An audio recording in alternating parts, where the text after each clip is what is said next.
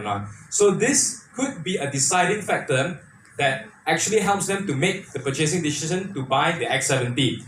So there are a couple of incentives that we are actually proposing to go along with this particular scheme. And these incentives are some of the incentives that Proton actually has already offered. So for example, free service and maintenance for a limited number of years, or maybe perhaps free road tax for a limited number of years, which to my understanding is something that the new Proton Iris buyers were offered some time ago. So thirdly, it's also a more competitive interest rate. For example, at one point of time, Volkswagen actually managed to offer a 1.88% on their cars. So we believe that these are some of the incentives that could actually attract people to make a purchasing decision for the X70. So the first solution targets people who have never owned a Proton before. Okay. The second solution is the exact opposite of this solution. Alright, so for the second solution, we are actually proposing a Proton to Proton trade-in scheme. So, in contrast to the first solution, this is a promotion that extends to the truly loyal customers of Proton. So, this is actually, there are a few benefits that comes along with these solutions, okay, because in the sense that, first of all, it gives people the impression, gives the public a good perception that Proton really takes care of its loyal customers. They really value their loyal customers, and this could be a plus point in Proton's brand image. So, the second thing is, Proton can maintain their market share and avoid losing these customers to other car makers. Alright? So, when it comes to the Proton to Proton trade-in scheme, once again, there are a few incentives that we believe could be coupled along with this particular financial scheme. Namely, what we have in mind is that firstly, perhaps a discount on the vehicle price itself, depending on the vehicle that they are trading, the Proton vehicle that they are trading in. And secondly, perhaps a discount on the percentage of down payment that they are supposed to pay. Alright? So, moving on to the third solution. Okay, so for the third solution, could be something that is, it might sound a little bit unusual, but we are proposing for Proton to offer an exclusive visit to the assembly plant in Tanjung Malim. Alright? So, for X70 buyers, we are proposing for Proton to offer these buyers exclusive visit and also a tour of the assembly plant in Tanjung Malim. Once again, this could be something that has a very good reflection on Proton's branding because it will reflect the company's openness and transparency. Also, this could be a very, very good opportunity for Proton to showcase all the new developments and also the new technologies that they have in mind. So, this could end up working for a bit of a free advertisement for Proton. How so? Okay, because when people come to the Proton plant and they see all the impressive things that Proton has in store for them, they will tell their friends and family. So their friends and family will tell their friends and family. So word of mouth will basically do the marketing and advertising for us. Alright? So, the last solution for phase 1 is actually revolved around social media. Okay, so I'm sure you've all heard of this, but like it or not, social media has become a crucial tool in any modern day businesses, and this includes Proton as well. So, we all know that Proton has been improving on their digital footprint, their social media presence, especially on Instagram. But what we are proposing here right now is for Proton to increase their efforts or maybe even double up their efforts on the social media side. Okay? Perhaps not only on Instagram, but perhaps on Facebook, Twitter, and other digital marketing fields as well. So, for example, let me give you an example. I was actually trying to search up on some of the charity events that Proton has been doing, and I actually found out that Proton has a very good track record when it comes to their community outreach programs. They've done flood relief programs, building homes for the needy, and even charity for underprivileged children.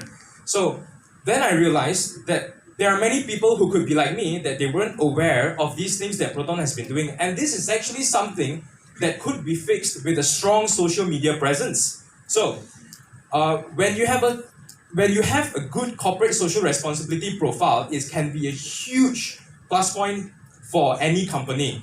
So, if we can double up the efforts on social media and also solidify the social media presence and the digital footprint of Proton, okay, this can be a huge win and a huge plus point for Proton in terms of people's perception on their branding. So if Proton are doing all these good things, then the public deserves to know all these good things that Proton is doing.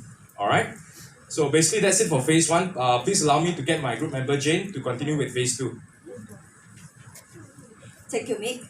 So now I'll continue on phase 2 solution. Phase 2 actually focusing on the perceived values of Proton brand itself. So the first solution is to have a joint venture with Grab or similar platforms.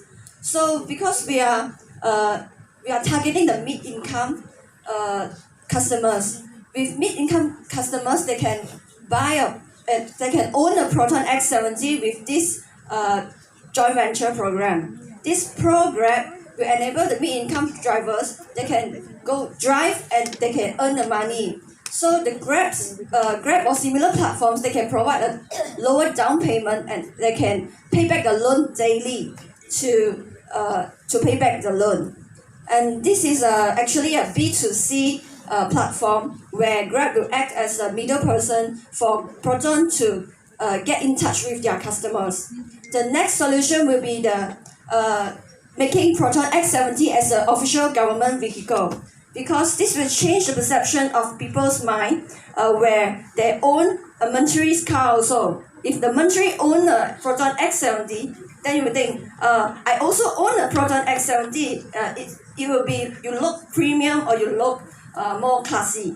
Okay, that's all from my phase 2. Okay, now I'll pass to Vikram to continue for phase 3. Thank you. Thank you, Jane. The phase 3 is normally known as a selling point in a technology way, and mostly they know what is that. We are using nanotech as a first technology never ever used in a branding or in a car models, and this is the 5 things that we will use the nanotechnology to emphasize nanotech in X70. And second one is a hood ornament, where it will be shown some kind of luxury and good impact on a branding of X70. That's the 2 remodels we have already done for X70 to do a hood ornament. The last one is AI and 5G function, where they can have a self-driving for the upcoming models. We're using nanotech and 5G and AI. AI, we already have NVIDIA Corporation together to get a GUKI together to get a new technology for people drive safe. And to pass to my colleague to continue. Thank you, Vikram. Now I would like to proceed with the timeline. Our project will take around 5 years. So for the first 3 months, we will carry on with the Proton to Proton scheme. Then we will have Proton plant visit and joint venture with Grab. For the hood ornament, we will take around 4 months. And then we take around 1.5 years to make Proton S70 as government vehicles. Then we will launch upgraded S70 with AI and exterior nanotech and hood ornament. And on the 5th year, we will launch fully upgraded nanotech and advanced AI. So allow me to pass to my teammates. Thanks. Continuing with the budget planning and allocation, for the phase 1, the major allocation will be for the trade-in cost, followed by the publicity cost. Phase 2 will involve a major allocation for maintenance costs, followed by the insurance costs and also the interest expenses. The revenue obtained will be from the commission and also the payment received from the Grab drivers. Phase 3, which involves the product development, will mainly focus on the R&D nanotechnology, where this is the major allocation done, followed by the artificial intelligence and 5G and also the hood ornament. So the first 2 years is where the implementation process will take place, and moving towards the year 3 onwards is where the demand will grow and the gross profit will eventually increase. Next. The human resource planning. The phase 1 includes of finance and administration, sales and marketing. Moving towards phase 2, industrial relationship, production planning and control. And the last phase will be the product development, will obviously include the research and development, testing and validations, quality assurance and control, and lastly will be the manufacturing. Okay, now I'll pass on to Mick to conclude the whole process. Basically, yes, okay, we have the utmost confidence that if carried out accordingly, we are very well aware that these solutions will be able to create greater awareness for the X70. But beyond that, like I mentioned earlier, we know that this will take Proton to the next level as well. Thank you very much.